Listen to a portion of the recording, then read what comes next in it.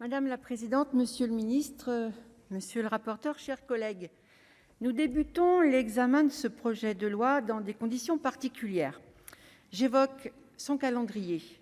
Présenté au printemps et examiné en juillet à l'Assemblée nationale, promis au Sénat à la rentrée, il a été repoussé à cette fin d'année. C'est un triste révélateur des priorités du gouvernement qui n'a pourtant pas ménagé ni ses déclarations ni ses bonnes intentions. Vous avez corrigé, monsieur le ministre, d'emblée votre propre projet de loi pour interdire l'hébergement à l'hôtel. Sur les nuitées hôtelières, les socialistes proposeront une rédaction bien plus limpide, à savoir aucun mineur à l'hôtel ou dans les gîtes, et une application au plus vite d'ici 6 mois. Les circonstances toujours. Nous étudions depuis juin un entrelac de textes qui se doublonnent. Sur le recours au fichage des mineurs non accompagnés, que mon groupe a déjà rejeté dans le texte décentralisation. Sur les missions du CNAOP, cadrées par la PPL Limon sur l'adoption, et sitôt revues. Qui s'y retrouve dans ce ping-pong législatif ? Nous notons toutefois que ce report dans le temps aura le mérite d'inscrire dans ce texte un aspect essentiel à mes yeux, celui de la protection des mineurs livrés à la prostitution, dans la lignée des conclusions du groupe de travail mené par la magistrate Champrenault. Sur la méthode, enfin, nous sommes un peu surpris sur le dépôt d'un amendement du gouvernement pour développer les CPOM avec les établissements de l'ASE. Si l'objectif est à saluer, une concertation n'aurait pas nui. Quels sont les enjeux d'un nouveau texte sur la protection de l'enfance ? C'est, in fine, la seule question qui vaille. Avec ce texte, sommes-nous en mesure de mieux protéger les enfants ? Est-ce que nous nous donnons vraiment les moyens d'améliorer leur prise en charge ? Or, le report de l'examen fait que nous l'examinons à l'issue des textes budgétaires, PLF et budget de la sécurité sociale. Le gouvernement a-t-il fait le choix de doter la politique de l'ASE de moyens humains et financiers à hauteur ? La réponse est non. Les personnels des établissements de la protection de l'enfance ne sont pas revalorisés. Ils et elles demeurent écartés du Ségur. D'autres choix étaient possibles. Le PLFSS l'a fait pour le handicap, y compris dans les structures financées par les départements. Rien pour l'ASE.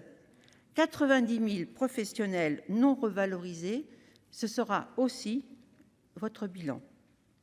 Quant aux familles d'accueil, les mesures envisagées permettront-elles de reconnaître pleinement ce métier et enrayer sa perte d'attractivité ?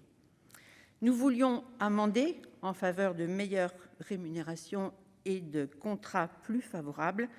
C'est impossible pour cause d'aggravation des charges. Une question demeure essentielle.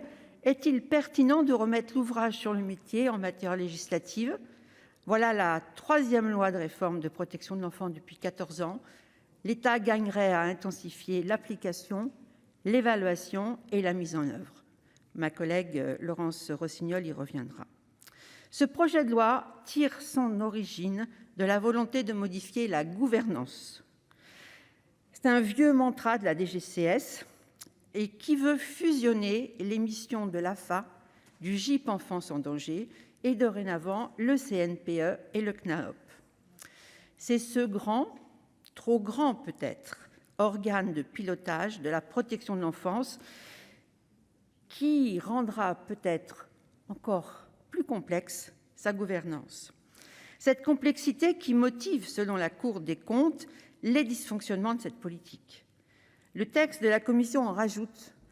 Mon groupe proposera en conséquence de supprimer la cotutelle préfet-président du département que le rapporteur a rajoutée. Renforçons, à mon sens, plutôt l'approche partenariale au sein des ODPE, des observatoires départementaux de la protection de l'enfance. Au fil de l'examen, nous présenterons une vision de la protection de l'enfance telle que nous la pensons, des établissements et des services qui placent le bien-être, la santé globale des enfants protégés au cœur de leur projet et qui excluent, à l'instar des familles, tout recours aux violences éducatives ordinaires, des services judiciaires qui prêtent attention à l'expression de tous les enfants. En outre, nous pointerons les insuffisances de ce texte que le Gouvernement devrait compléter par des plans d'ambition en faveur de la formation des professionnels, d'une part, et pour le développement de la recherche en sciences sociales, d'autre part. Pour terminer, je veux saluer ici la mémoire de Madame Emmanuelle Ajon, qui nous a quittés il y a juste un an. Vice-présidente de son département, la Gironde, elle portait, comme tous les autres vice-présidents et vice-présidentes des départements, l'ambition de cette politique de la protection de l'enfance